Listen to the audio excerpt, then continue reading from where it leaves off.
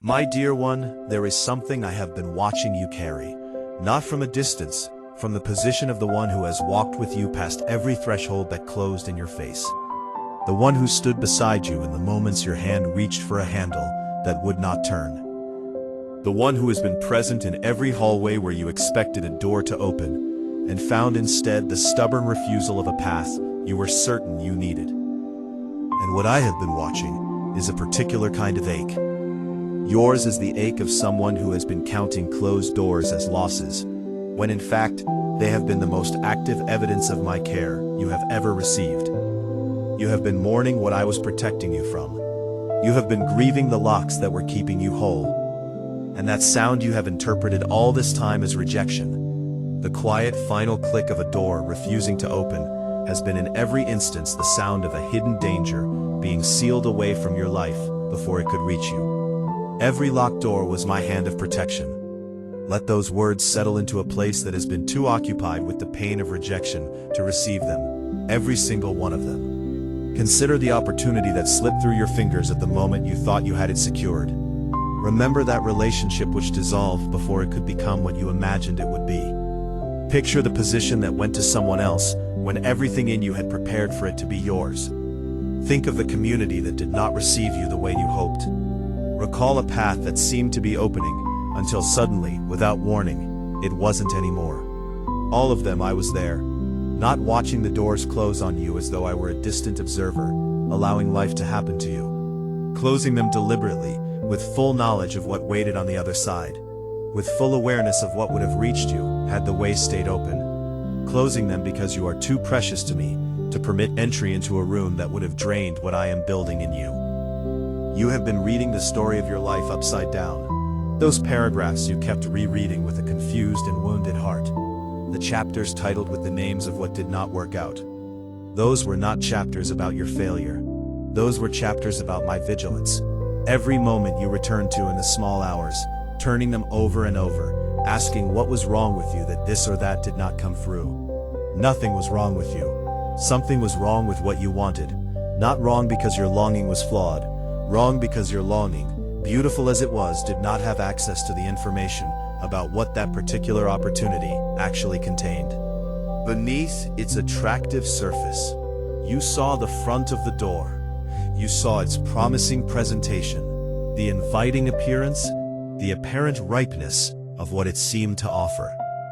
I saw what was on the other side, and what I saw in each of those instances was not something I was willing to let through to the person I am forming you to be. Here is what I want you to hear before I take you deeper.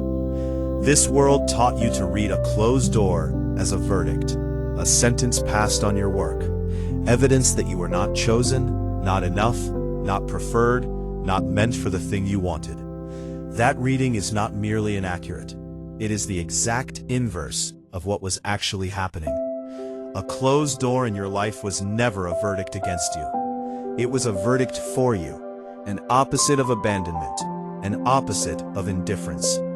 Consider it the most active, intimate, hands-on form of involvement a father can take in the life of a child he loves. A closed door required my presence at the frame. It required me to be precisely there, in that exact moment, reaching my hand out to turn the lock. Indifference does not close doors. Indifference allows every door to open. What kind of love would that be?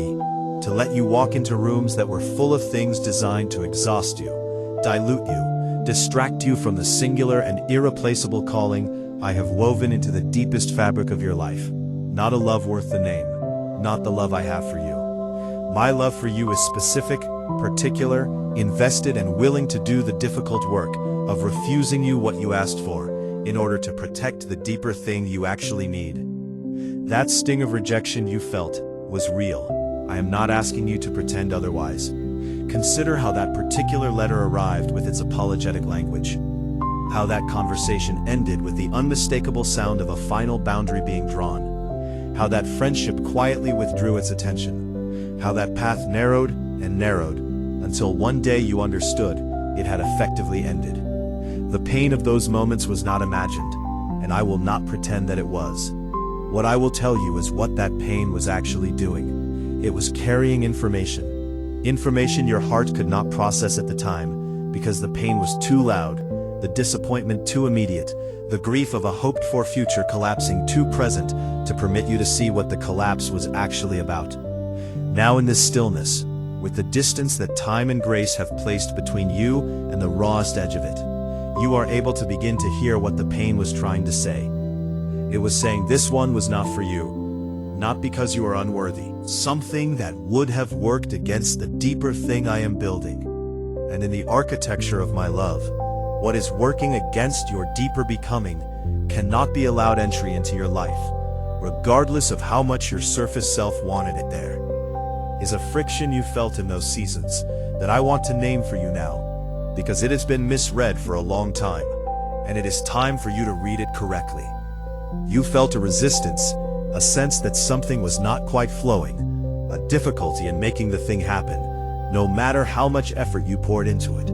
A creeping awareness that your path was costing you more than it should have been, requiring you to push against some invisible barrier that did not lift, no matter how hard you pushed. You interpreted that friction as a sign that you were failing, that you were doing it wrong, that if you were just a little more skilled, a little more disciplined, a little more persistent, the thing would yield. And so you pushed harder, you tried a different angle, you adjusted your approach, you exhausted yourself against what you believed was an obstacle you were supposed to overcome by force of will. What you did not recognize was that this friction was not an obstacle. It was a message, a redirection, a gentle, persistent signal from a father who was not going to let you break yourself against something that was never meant to be yours. Every bit of resistance you felt was me quietly asking you to look higher rather than push harder. Look higher. That is the internal instruction the friction was always delivering. Not work more strenuously against the closed door.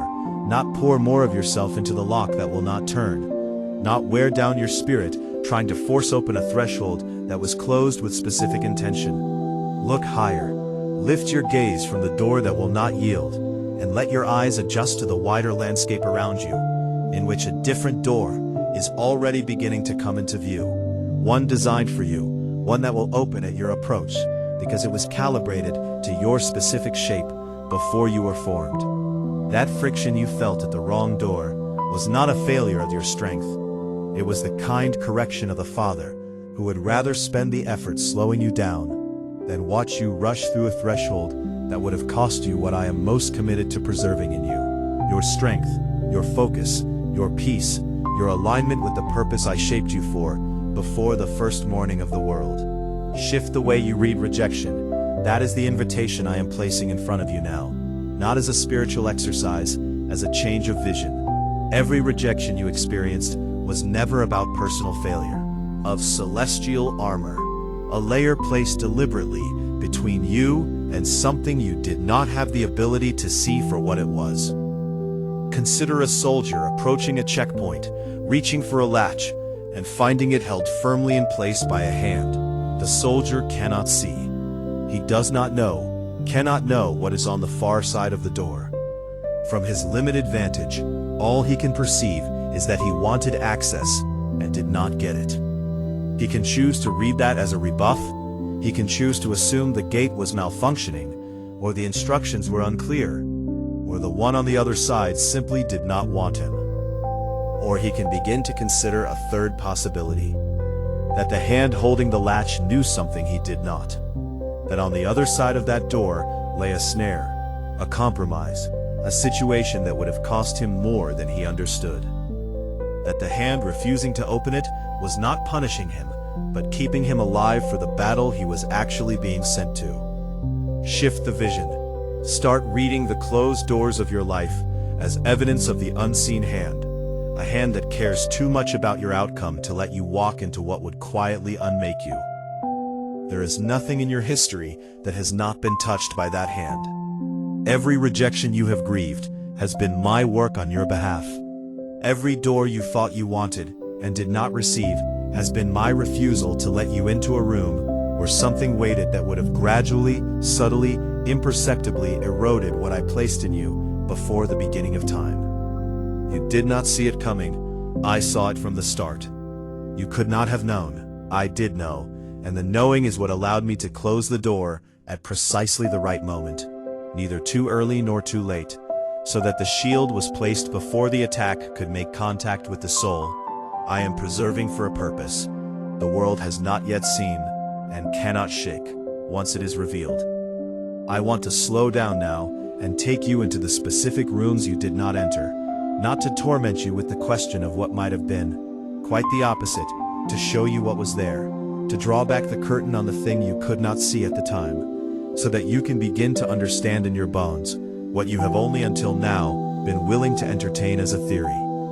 Consider the door that closed on that job you wanted with everything in you, the one whose rejection letter arrived with that polite final paragraph you read 3 times before you could fully accept it. That room was not what it appeared to be on the surface.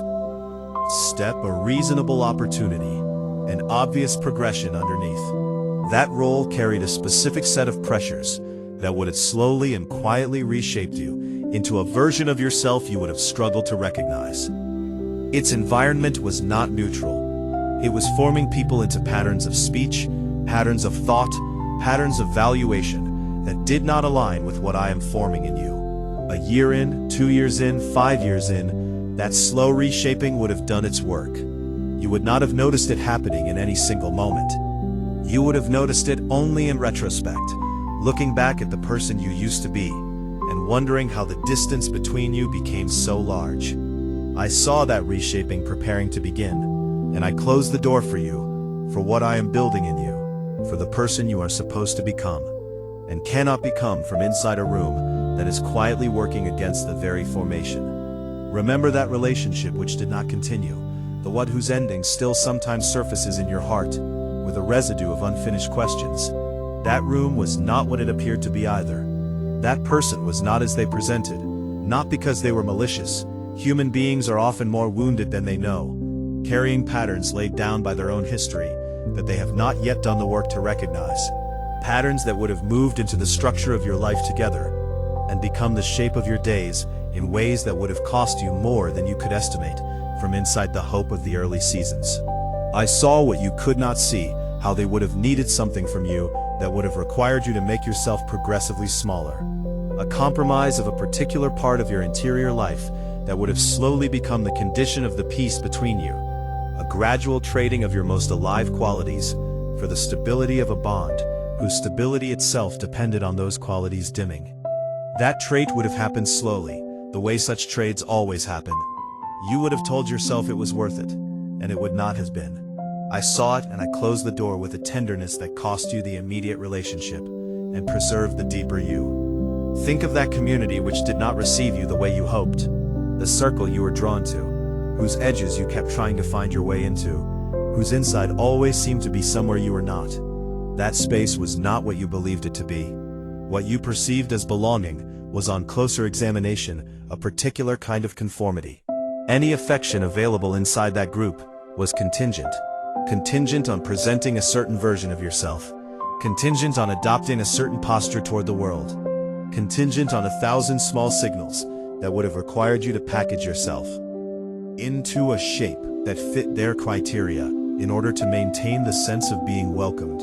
And you would have adjusted, you would have noticed the signals and adapted to them without fully registering what you were doing, because adaptation is what humans do in social environments. They want to be accepted, but that adaptation would have cost you something essential. And by the time you realized what it had cost, many years would have passed, and your path back to the unmodified you would have grown difficult to retrace. Compromise, waiting behind the door of that belonging. And I closed the door, not to leave you lonely, to keep you whole long enough to find the belonging that does not require you to disappear. Picture the path that seemed to be opening until it suddenly was not the one you had arranged your life around, the one you had begun to count on, the one whose withdrawal felt like the ground itself had shifted beneath you. That path led somewhere you had not been told about. Its destination was not what the direction suggested. Paths are not always what their first few steps imply. Sometimes a road that begins with promising scenery bends miles out of sight into a terrain you would not have chosen had you been able to see it in advance. I could see it. I could see where that road bent.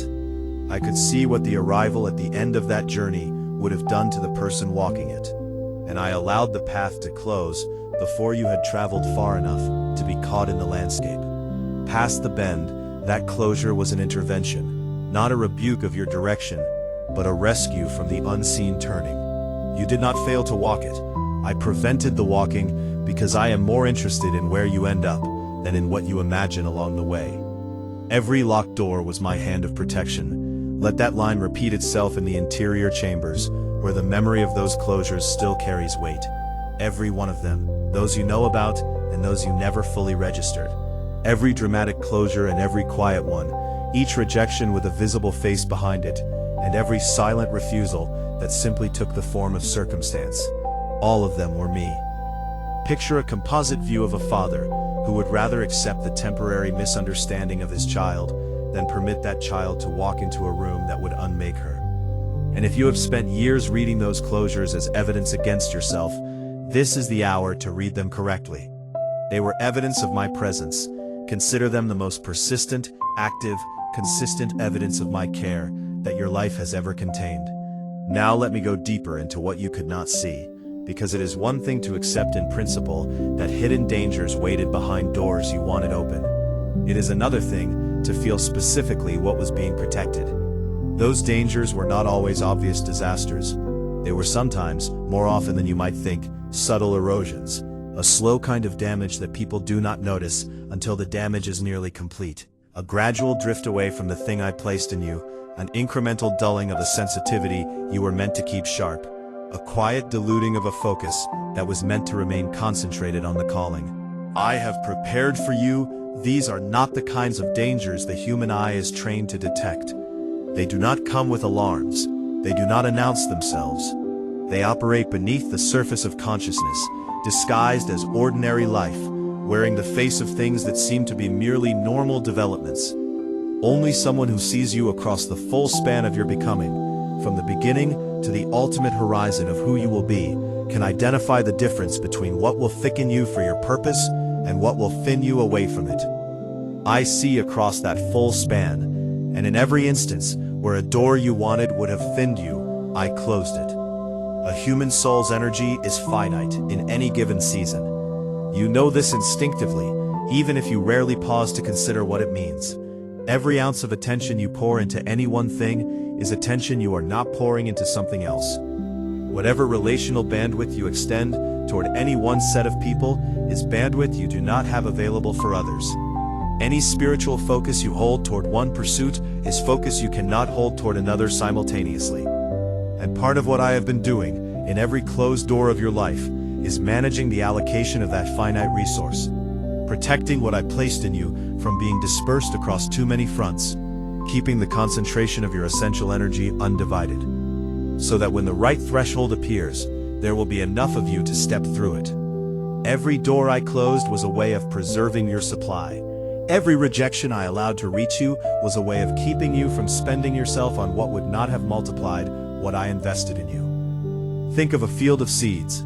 If a farmer scatters seed in every direction without discernment about the quality of the soil, much of what is sown will fall on ground that cannot sustain it. Some will land on rock, some will land among thorns, some will be snatched up before it can take root. And a seed's energy, the life potential packed into each small shell, will have been spent on ground that could not receive it. A wise farmer does not scatter everywhere. A wise farmer directs the seed toward the soil that is ready. Not because the farmer is withholding, because the farmer understands what the seed is and how much of it exists and where it will actually grow. Every closed door in your life has been that kind of direction, not a withholding from you, but a careful guiding of what I placed in you toward the ground that can receive it, toward the opportunities, the relationships, the callings, where what you are will not be wasted, but multiplied. Each door I closed was the rocky ground, the thorny patches, the fields where seed would have been consumed before it could produce a harvest. Each door that remains open, and the ones still to come, are the prepared soil. I want to speak to the weariness that has been building in you from all the pushing you did at doors that were never going to open, because there is a specific kind of tiredness that settles in a person who has spent years trying to force thresholds that were held closed by the hand of their Father. It is not ordinary tiredness. It is not the clean exhaustion that comes from doing work you were designed to do. It is the particular depletion of a soul that has been fighting against its own preservation. You have been tired in a way that regular rest does not entirely address, because this exhaustion has been spiritual in nature, layered into the deeper fabric of who you are, accumulated from too many seasons of striving against a shield you could not see. Let that tiredness be heard now. Let it be acknowledged as what it actually was, not a failure of your resilience, rather the accurate and proportionate response of a soul that had been doing battle against my own protection without knowing it was my protection. It was pushing against. Lay that weariness down. It is finished. Any work of forcing what was never meant to open has ended. What remains is the work of recognizing in the present stillness what the closures of your history have actually been doing on your behalf. There is a season you are in right now that I want to speak about directly. Not to lengthen it, not to romanticize it, but to tell you the truth about what it is doing. You are in a season of stillness that feels from the inside like nothing is happening. Your forward motion in life has slowed or stopped, or turned quiet, in ways that make you wonder whether you have been forgotten. Doors around you are mostly closed, doors ahead are mostly not yet in view. A particular silence of this season has a weight to it, a kind of hush that presses against you in the places where you are most accustomed to hearing the sound of things progressing. And inside this hush, a certain restlessness has begun to stir, a wondering, a quiet worry that maybe you have been set aside, that maybe the story is not actually unfolding anywhere, that maybe the movement has simply ceased. Hear me carefully. This season is not a pause. This season is not an accident of circumstance. This season is not punishment, not withdrawal, not the result of something you failed to do correctly. This season is construction, a kind that does not announce itself with the clatter of visible building, but proceeds quietly underground in the interior chambers where the real foundations of a life are laid. Fortified, this stillness you feel is not the absence of activity. It is the texture of the specific work that cannot be done while you are moving at full speed. A building up of inner walls that will need to hold the weight of a calling larger than you have yet carried. A deepening of the sensitivity required to hear the right door when it finally opens. A slow, patient refining of a strength that does not look like strength from the outside, but which will be, when the time comes, exactly what your purpose requires of you. Every structure worth building requires a stage of preparation that looks from the outside like nothing is happening. Foundation being dug before the walls go up. Steel being tested before it is raised into position. A site being cleared of every piece of material that does not belong to the new structure. If you watched a construction project only during its preparation phase, you would conclude the project had been abandoned. That site would appear empty, workers would appear idle, ground would appear to be nothing more than ground, and yet underneath that apparent inactivity, the most essential work of the entire project would be taking place. Work that determines whether the building will stand when the weight of a full structure is eventually placed upon it. Your stillness is that preparation phase, and this quiet surrounding you is not absence. It is the sound of essential work happening beneath the surface of what anyone, including you, can currently see. What is being built in you during this season? Let me describe the specific work, because knowing what is being constructed makes the construction period bearable. You are being given a discernment you did not previously have, an ability to tell with an accuracy you did not possess before, which thresholds are yours and which are not. Your old self was vulnerable to every invitation that appeared attractive on its surface. Your new self is being equipped with an inner sense that reads beneath the surface, that feels the difference between the door that is for you and the door that would compromise you, that hesitates in front of the wrong entrance, not because of external warning signs, but because of an internal knowing that has been developed precisely in this season of stillness. precisely through the long practice of living without forward momentum, precisely because the quiet has allowed a deeper listening to take root in you. This sensitivity is being layered into you moment by moment, even in the moments when it seems nothing is occurring. You will not recognize how much of it has been given you until the day it is required. On that day when the right door appears, you will know. You will know in a way you could not have known before, and this stillness that formed your knowing will have proved in retrospect to have been the most productive season of your interior life. You are also being stripped. This part is harder to hear, but it is true, and it is good. You are being stripped of external validation that you had come to rely upon for the sense of yourself that actually belongs further down. That applause you once counted on, which has grown quieter in this season, has grown quieter because I am teaching you to stand in a version of yourself that does not depend on audience response. Every recognition you used to draw from the visible signs of your life, working, the titles, the progress markers, the public confirmations that things were moving in the right direction, has been muted, because I am teaching you to find your ground in a recognition that does not come from any of those sources. You are learning to be yourself in silence, to know who you are when no one is watching, to carry your identity as a settled inner reality rather than a negotiated performance that requires external reinforcement to remain stable. That lesson cannot be taught while the applause is loud. It can only be taught inside the kind of quiet you are currently occupying. Silence is the classroom. There is a character development happening in you that is not possible to achieve by any other means. Character is not built in seasons of easy flow, when everything is opening and affirming and confirming. Character is built in the friction of delayed promise, in the specific disciplines of continuing to believe what you cannot yet see, in the 1,000 small choices to keep faith with the thing I placed in you, when the world around you offers no evidence that the thing is about to come to anything. Every one of those small choices is forming muscle in the deeper person you are becoming. Not the visible muscle the world approves, rather the inner muscle that allows a soul to bear the weight of what I have prepared for you, without being broken by it, without being distorted by it, without being handed what I have prepared and then collapsing under its unfamiliar weight.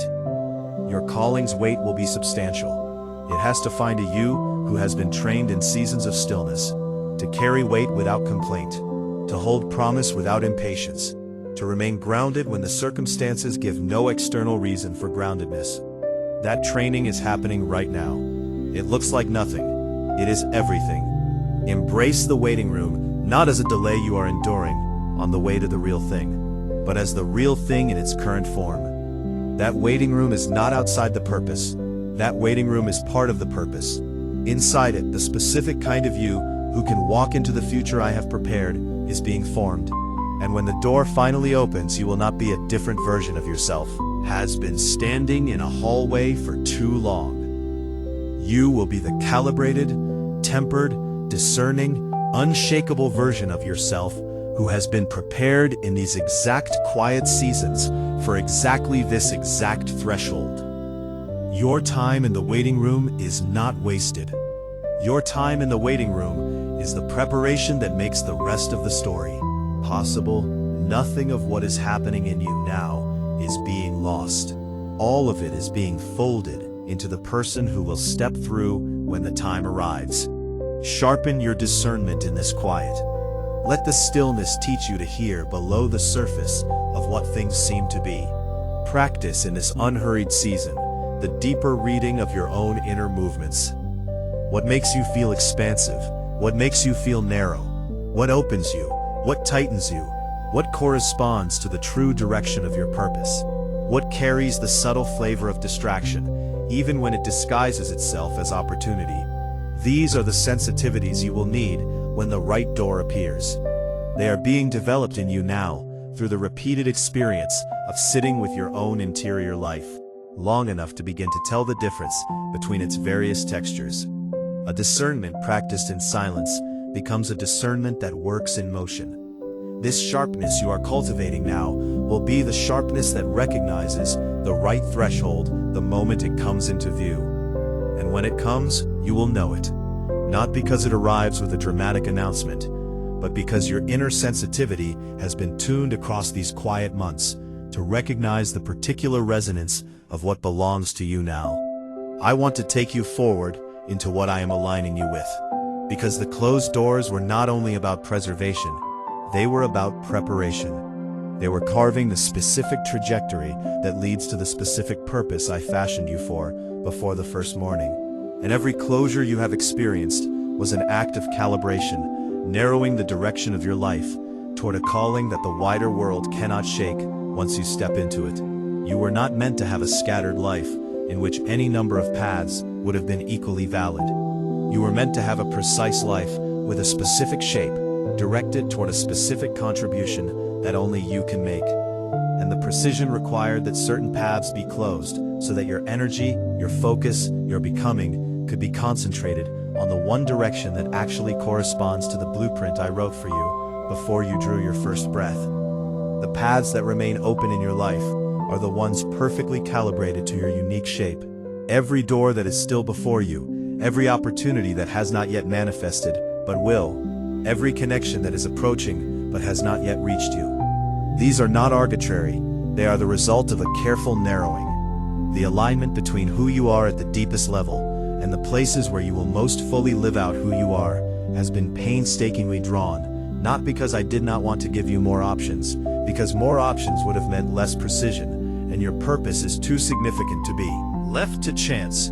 It requires by its nature a deliberate narrowing, a process by which the many possibilities are reduced one by one through the closing of doors that do not serve the deeper design, until what remains is the narrow path that leads exactly where you are meant to go.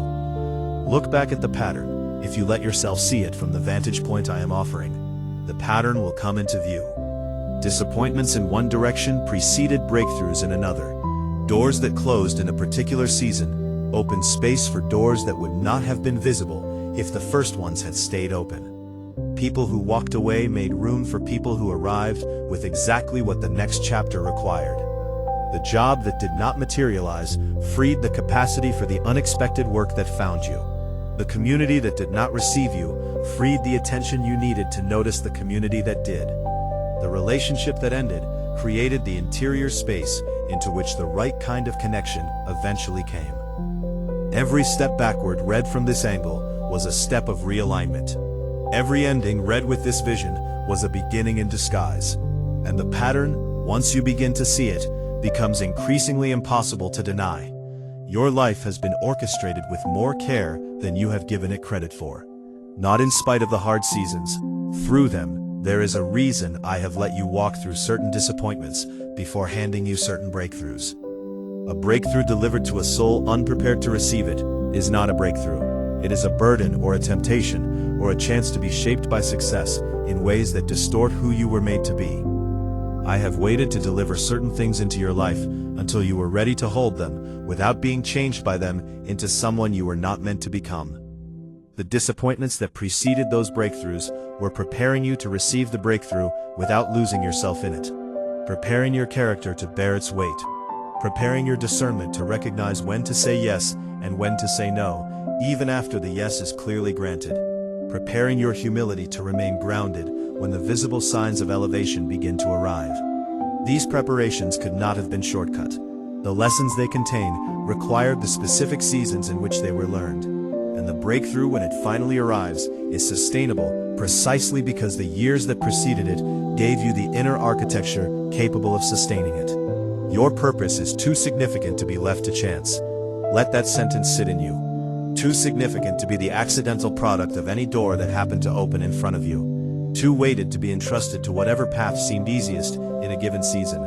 Too important to the plan I am working across the span of many lives, many generations. Left to chance, it requires by its nature a deliberate narrowing, a process by which the many possibilities are reduced, one by one, through the closing of doors that do not serve the deeper design, until what remains is the narrow path that leads exactly where you are meant to go.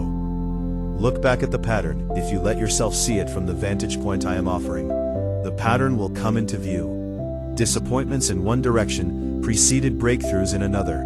Doors that closed in a particular season open space for doors that would not have been visible if the first ones had stayed open. People who walked away made room for people who arrived with exactly what the next chapter required.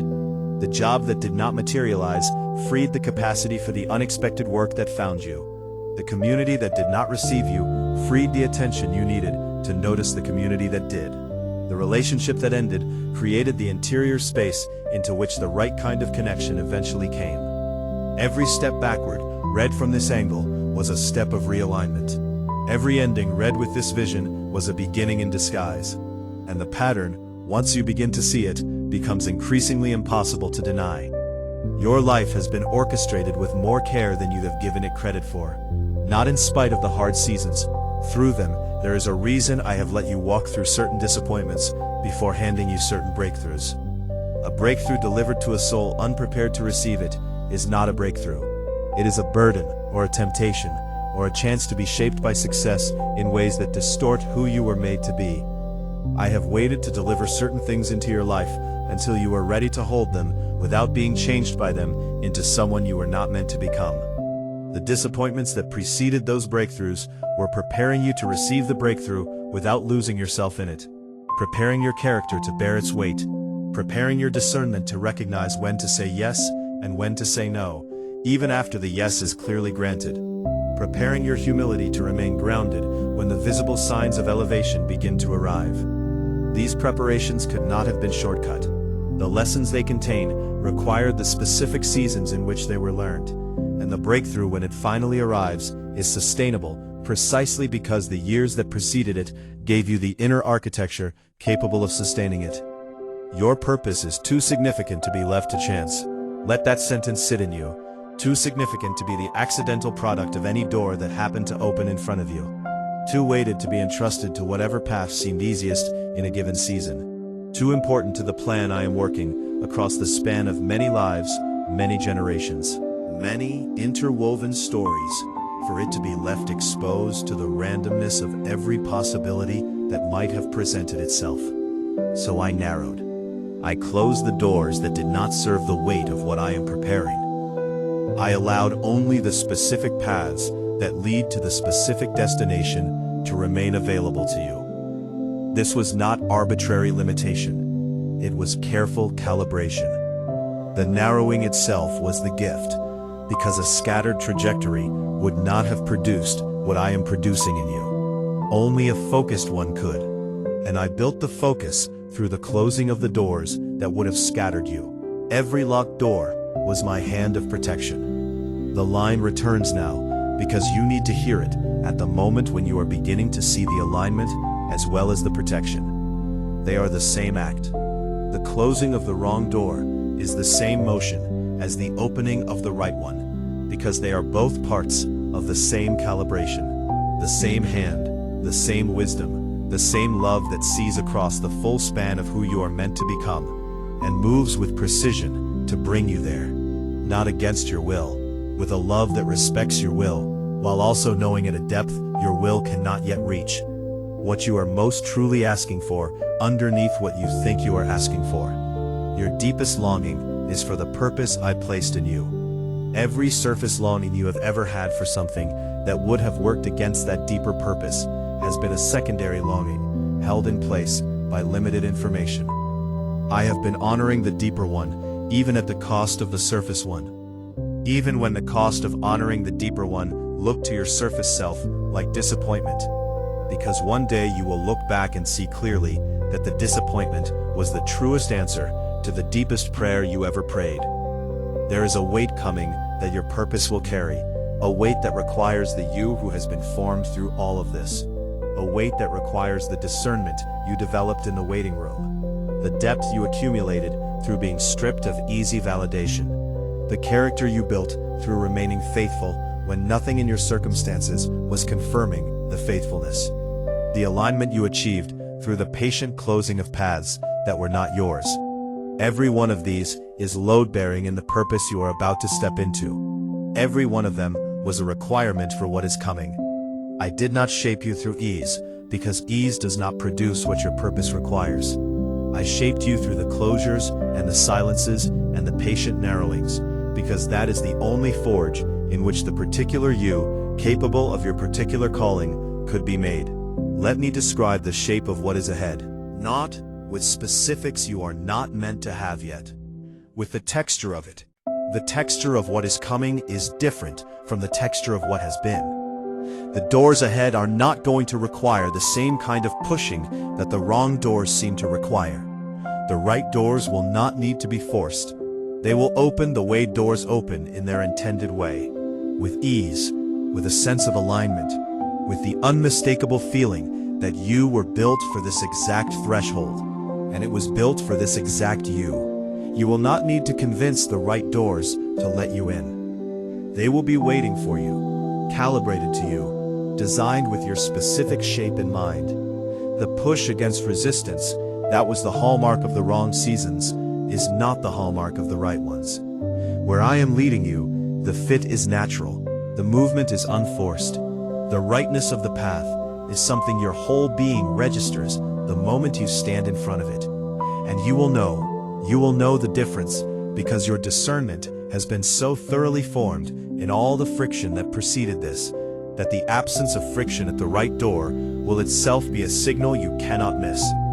You will step through with confidence, not the swagger of someone who believes they have earned their way, the quiet confidence of someone who understands that this was prepared for them, that they were prepared for this, that the fit between the person and the purpose is not the product of striving, but the product of deliberate alignment across many years of invisible work. The confidence of someone who has been loved enough to be refused what would have harmed them, someone who has been formed enough to carry what is about to be given, someone who has learned enough in the waiting rooms to recognize the right door the moment it appears and step through it without hesitation and without the tremor of self-doubt that would have characterized an earlier version of you walking through the same opening. You are not the earlier version anymore. The earlier version was shaped into the one who is now ready. The one who will walk through this door is the one I have been building for exactly this. Walking step through the doors ahead with a heart full of gratitude rather than the heavy baggage of what you are calling losses. Because the baggage is not actually yours to carry. The losses were not losses in the way the surface reading of your life suggested. They were deposits, gifts, in the form of refusal. Every door I closed added something to what I was preparing in you, rather than subtracting something from what you could have had. And carrying the weight of grief for those doors into the rooms ahead would be like bringing into a wedding feast the letters of condolence written for a death that never occurred. Nothing died that was yours. What appeared to die was never yours to begin with. What was yours has been preserved intact for the arrival that is coming into view. Set down the baggage. Let your hands be empty when you reach the next threshold, so that they are available to receive what the next threshold is bringing. Gratitude is not a performance you owe me. It is a posture that changes the weight of your own travel. A heart full of thankfulness for the closures, even the ones that still sting slightly in memory, is a heart that has been lightened for the journey ahead. A heart that recognizes the hand behind the refusals is a heart that walks forward, trusting the hand that is now opening different doors. The trust is cumulative. The more you come to see the protection in the past closures, the more you can trust the openings that are beginning to come. And the trust, when it takes root, becomes the ground from which you step through the new thresholds without hesitation. Not because the new thresholds come with guarantees printed on their frames, but because the one who closed the wrong doors is the same one who is now opening the right ones. And you have enough history with that one to walk forward in peace. The peace I am describing is not a fragile peace. It is not the peace of someone who has been insulated from difficulty. It is the peace of someone who has walked through difficulty and come out the other side with a clearer picture of who was actually beside them through it. The peace of having been protected so many times that the protection has become in your interior life an unshakable premise. The premise that you are guarded, that you are not going to be allowed to walk into rooms that would destroy you, that the hand that has been closing doors for years is not about to stop closing doors for you, and that the same hand is going to open for you the doors that are actually yours, at exactly the right moment, with exactly the right preparation, having been completed in you. This peace is not the peace of hoping things will work out. It is the peace of knowing from accumulated evidence. You can finally see clearly that things have been being worked out for you all along. You are exactly where you are supposed to be. I want to say that again, because it is so often dismissed by the part of you that is still reading your current circumstances through the lens of what you had hoped for by now. You are exactly where you are supposed to be. The location of your life right now, the specific set of circumstances you are inside, the particular season you are, navigating the exact combination of what has happened and what has not happened, is the location I have placed you in deliberately, for reasons that are becoming clearer the longer you sit with what I am saying.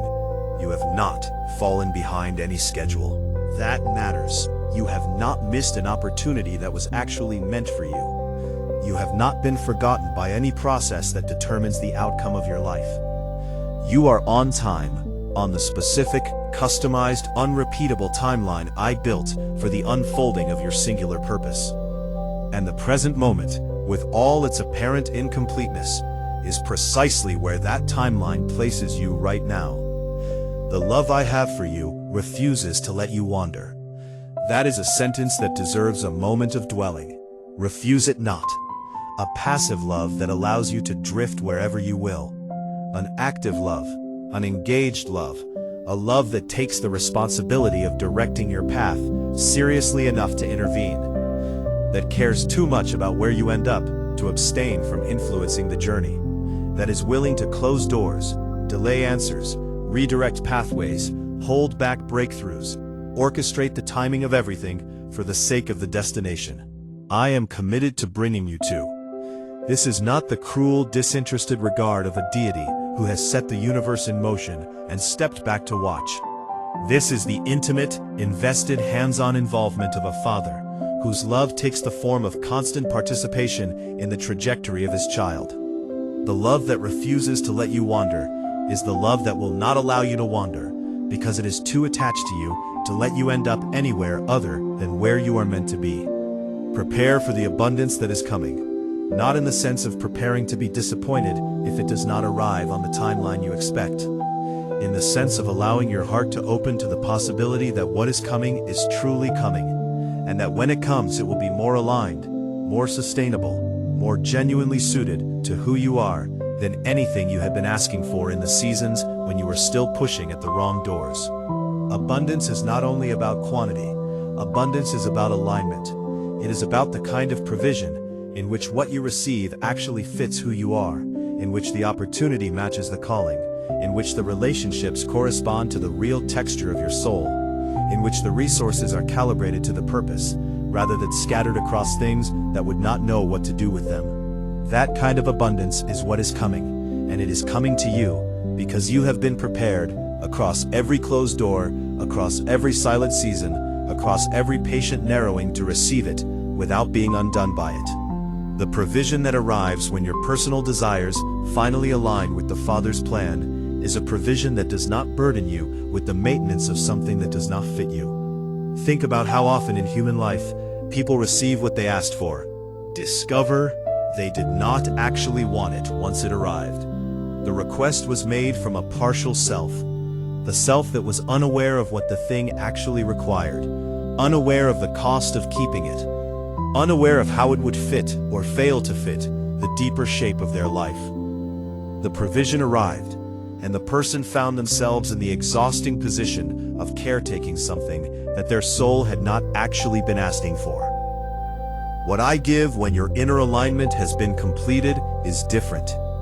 Given because you have become the kind of person who knows at the deepest level what you are asking for. Given because the request and the answer are now in resonance. Given in a form you can actually sustain, because you have been built to sustain exactly this. The delivery is not going to overwhelm you. The arrival is not going to disturb the interior life you have been so carefully forming. What is coming will feel, when it comes, like the arrival of something you already were, in a way you had not fully realized until it appeared. And the gratitude that will follow that arrival will not be the forced gratitude of someone performing thankfulness, because that is what is expected. It will be the uncontainable gratitude of someone who has come to understand the full scope of what they were protected from, what they were prepared for, what they have now received. That gratitude will not be heavy. It will be light. It will be a kind of joy that cannot be explained by the external details alone. It will be the joy of the soul that has come home to itself and to the one who made it. The joy of a life that fits, the joy of a purpose inhabited, the joy of knowing that nothing was wasted. Every closed door had a place. Every waiting season had a function. Every tear shed over a path that did not open had a purpose in the overall preparation. And the joy of seeing the pattern clearly finally is a joy that will carry you for the remainder of your dates. Let me speak to a specific question that may be stirring in you now, as the words settle and you begin to let the reframing take root. What about the doors that are still closed, that I have not yet opened? What about the paths still unresolved, the prayers still unanswered, the parts of your life that remain in the posture of waiting, even as you come to see the rest of the pattern? They are part of the same pattern. The ones not yet resolved are being held in the same careful hand that closed the others. They are not oversights. They are not forgotten requests. They are each of them either still being closed for a protection you have not yet fully realized, or still being prepared to open. The moment when opening would produce what I am after. Trust the same hand. The one that can show you in retrospect what the closures have meant is the same one that is currently managing the threshold still in question. You are safe there. You have always been safe there. And the resolution of what is still unresolved will come in the same rhythm that every other part of your story has come. At the moment when it produces the fullest expression of what I have been building all along. Every locked door was my hand of protection. Let this line land in you for the final time. Let it rewrite wherever it needs to the chapters of your history that have been read as rejection. Let it change how you tell the story of what did not work out. Let it move into the places where grief still sits over what did not happen. And let it leave there a different substance, not the substance of loss, but the substance of recognition. Recognition of what was actually happening in every one of those moments. Recognition of who was actually at the door when it would not open. Recognition of the love that was written into every closure, into every silence, into every unfulfilled hope you have carried. The hand was mine, the love was mine, the protection was mine, and the story in its fullness is one of a soul being carefully brought to the very purpose it was made for, through a path that only a love like mine would have had the wisdom and patience to orchestrate. You are being brought to the light, not someday now. The steps you have taken, even the painful ones, have been steps into increasing light. The place you are standing in right now is already closer to the full illumination of who you are meant to be than you have ever been before. Every chapter you are about to enter will be brighter than the one you left. Not because the difficulty has ended. Life does not promise an end to difficulty, but because your capacity to walk through whatever arrives has been so thoroughly built that difficulty now finds a you who is ready for it. A you who cannot be unmade by it. A you whose inner architecture has been prepared across every closed door to hold everything that comes. Step into the light, receive what is being prepared. Know at every step that the one who has been closing and opening doors for you is the one who has loved you without interruption, from before the first morning of the world, and that the unfolding chapter is going to be good. I love you with a love that refuses to let you wander. I have loved you with that love since before you existed to receive it.